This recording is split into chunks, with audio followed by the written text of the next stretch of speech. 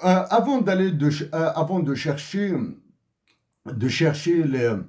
les causes de la détérioration du massacre des Algériens à l'étranger, nous devons d'abord trouver ces raisons, les causes plutôt, il n'y a pas de raison, les causes de cette débandade, de cette série de crimes qui s'abat sur les Algériens en Algérie, série de crimes commis par des Algériens sur des Algériens en Algérie, mais il faudra trouver les raisons, les causes ailleurs aussi.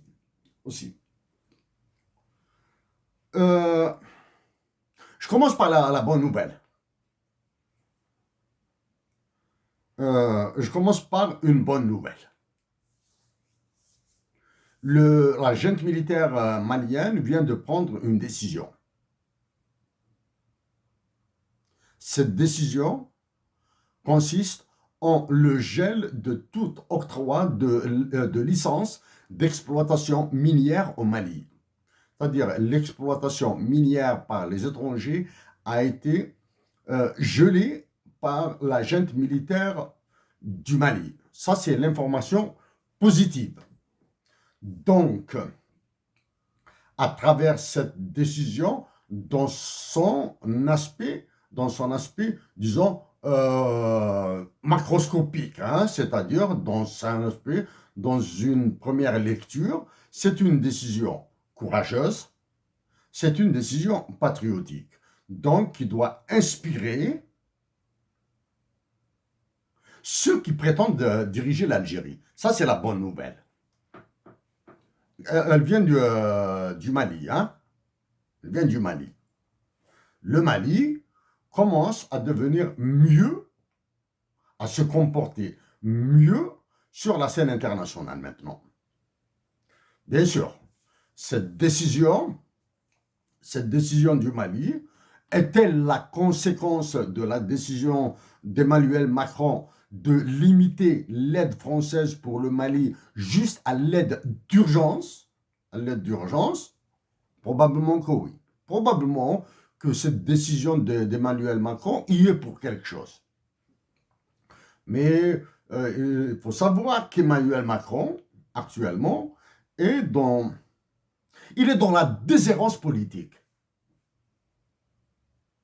Il est dans la déshérence politique la plus totale. Elle est intégrale. Sa déshérence politique est totale. Même en étant en déshérence politique internationale, bon, pour la politique nationale française, ça, c'est le problème des Français. Même en étant en déshérence politique internationale, il continue à être le boss, le chef de l'état-major de l'armée algérienne et du prétendu président de la République. Alors là, des ministres, on n'en parle plus, hein, c'est-à-dire les ministres qui sont des exécutants. Donc, comme je l'ai dit, nous allons chercher les causes des violations des droits de l'homme, d'abord en Algérie, avant de les chercher ailleurs. En Algérie, s'il vous plaît, si je cite le ministre de la Justice de l'Algérie, c'est juste un lapsus de ma part. Si je cite le ministre de l'Intérieur de l'État algérien, c'est juste un lapsus de ma part. Les deux, en plus de l'état-major de l'armée, des généraux décideurs à l'intérieur de l'état-major, hein, parce qu'il y a des généraux qui sont là, vraiment, ils constituent juste un décorum. Donc, en plus des décideurs, des généraux décideurs dans l'armée algérienne, il y a deux personnes qui portent une immense part de responsabilité dans la violation des droits de l'homme en Algérie. Il y a deux. La première à citer, que je cite, est le gouverneur du Gourbi, de la chambre à gaz, du four crématoire, qui est la Banque d'Algérie. Le gouverneur de la Banque d'Algérie est responsable, plus que jusqu'au cou, jusqu'au front, dans la violation des droits de l'homme en Algérie et de ces condamnations à tort et à travers qui tombent sur la tête d'Algériens et d'Algériens. Excluez le ministre de la Justice, s'il vous plaît. Excluez le ministre de l'Intérieur. Excluez-le.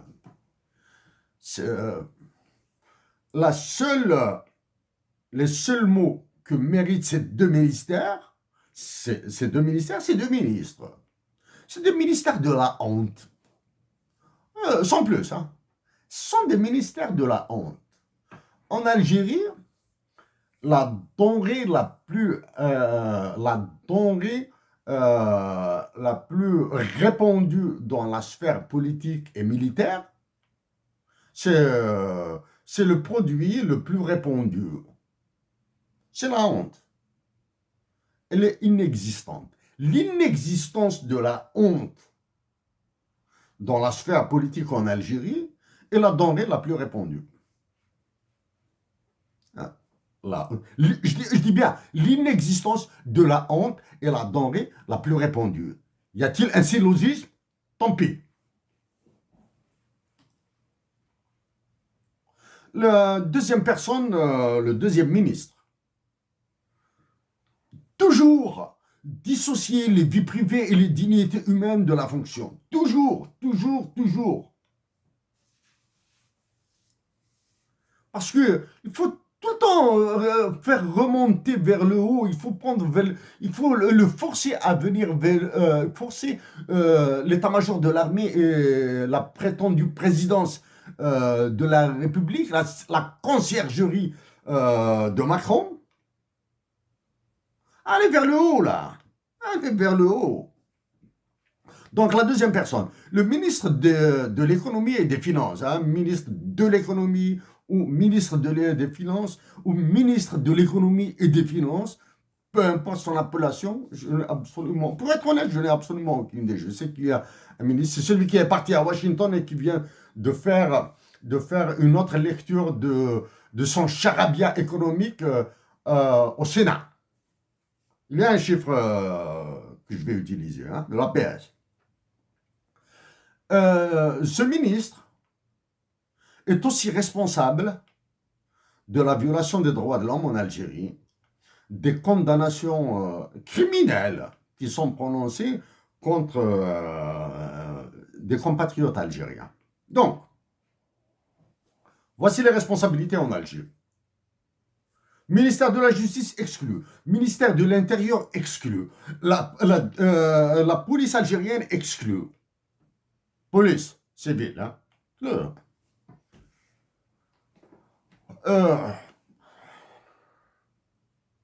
Là. C'est des exécutants, quand bien même j'avais proposé hein, leur formation en droit de l'homme. Non, pour ça, l'État algérien a la sourde oreille. Bon. Gouverneur de la Banque d'Algérie et ministre de l'économie et des finances. Messieurs,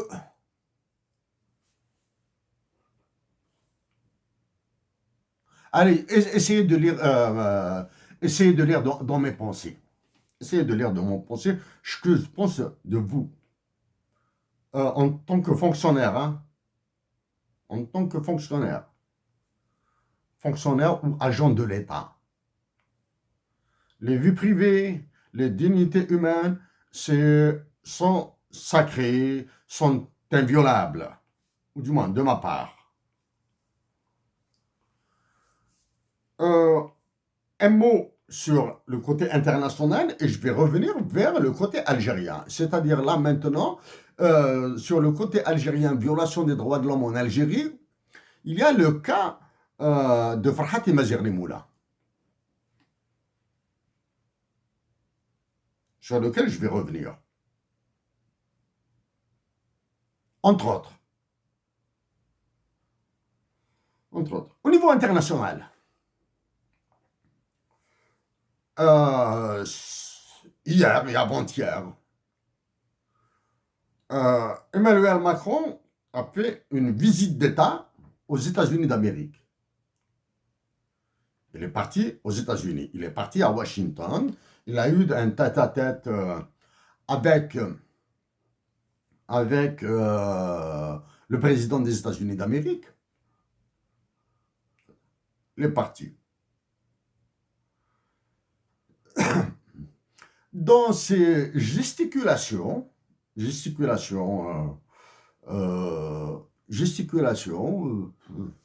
il a dit au président des États-Unis d'Amérique qu'une certaine loi votée aux États-Unis d'Amérique va ruiner l'Europe. Va ruiner l'Europe.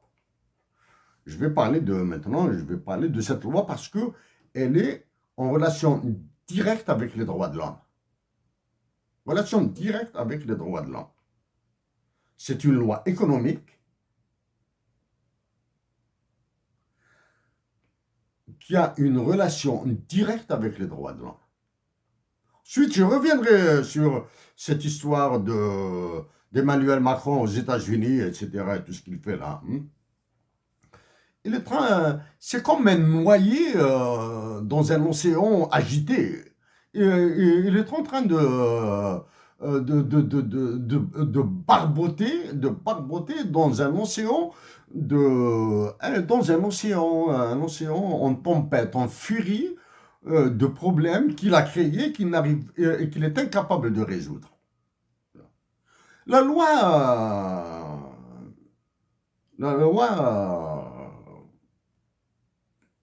qu'a dénoncé Emmanuel Macron auprès du président des États-Unis. Elle porte, c'est the Inflation Act. C'est la loi votée par le Congrès des États-Unis d'Amérique pour lutter contre l'inflation. Actuellement, l'inflation est en train de saigner, elle est planétaire. L'inflation est planétaire.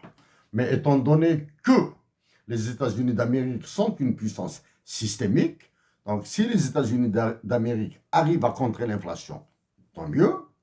Si les États-Unis d'Amérique échouent dans leur processus de contrer l'inflation, ce sera un cataclysme planétaire. Parce que les États-Unis d'Amérique sont une puissance systémique. Donc, sur quoi porte cette loi? La protection sociale des Américains. Okay? La protection sociale des Américains, c'est-à-dire à travers cette loi contre l'inflation qui a été votée par le Congrès des États-Unis d'Amérique, les Américains nécessiteux vont bénéficier d'une meilleure couverture de santé. OK? C'est-à-dire qu'il vient améliorer la loi dite Obamacare. Elle touche la santé aux États-Unis d'Amérique. Même si la loi vise l'abaissement de l'inflation, mais elle bénéficie aux droits sociaux des États-Unis, des Américains. Ça, c'est la première. Deuxième volet de la loi, voté par le Congrès des États-Unis d'Amérique, concerne la réduction du déficit budgétaire des Américains. On a la réduction du déficit budgétaire, c'est-à-dire l'État fédéral va dépenser moins, va favoriser la réduction de l'inflation. En Algérie, le prétendu ministre de l'économie des finances qui est parti à Washington, etc. Je vais revenir sur le FMI à Washington maintenant, bientôt, hein, dit que le déficit public qui est abyssal, j'en ai parlé, abyssal, abyssam, abîme et les ténèbres, va être financé par le Fonds de régulation des réserves, le FRR.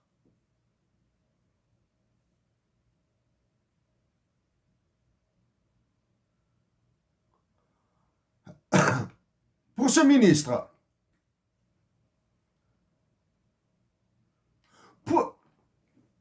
l'économie est une connerie.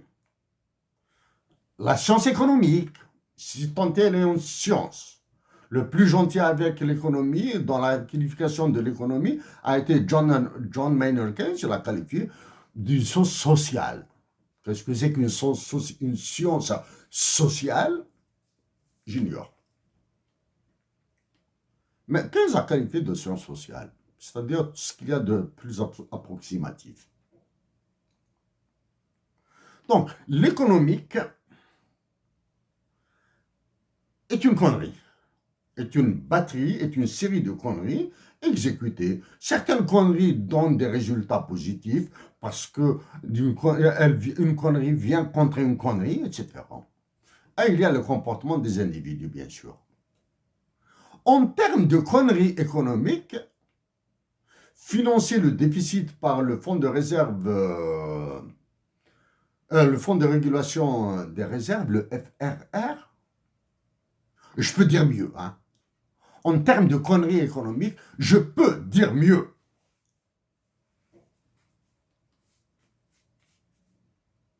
Exemple d'une connerie meilleure que celle-ci. Un père de famille a des économies. Il a de l'épargne. Il a, disons, 10 000 dinars d'épargne dans un bas de laine. Hein. Il a mis 10 000 dinars dans une chaussette qu'il a foutu dans l'armoire de son épouse ou quelque part. Voilà. Un de ses enfants ou ses enfants tombent malades, en plus de s'endetter, il va consommer de cette épargne. C'est-à-dire, en plus de s'auto-créer un déficit,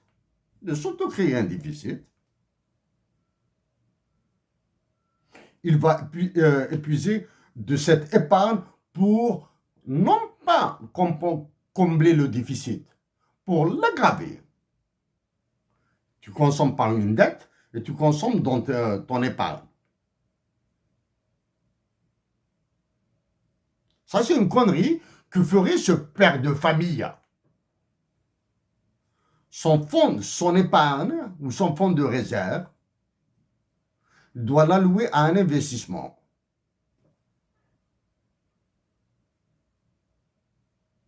Oui, ainsi il pourra s'endetter. C'est une connerie ce que je viens de dire. Mais c'est une connerie meilleure que celle de ce ministre. C'est une connerie qui a de l'allure par rapport à celle de ce ministre. Voilà maintenant. Nous allons passer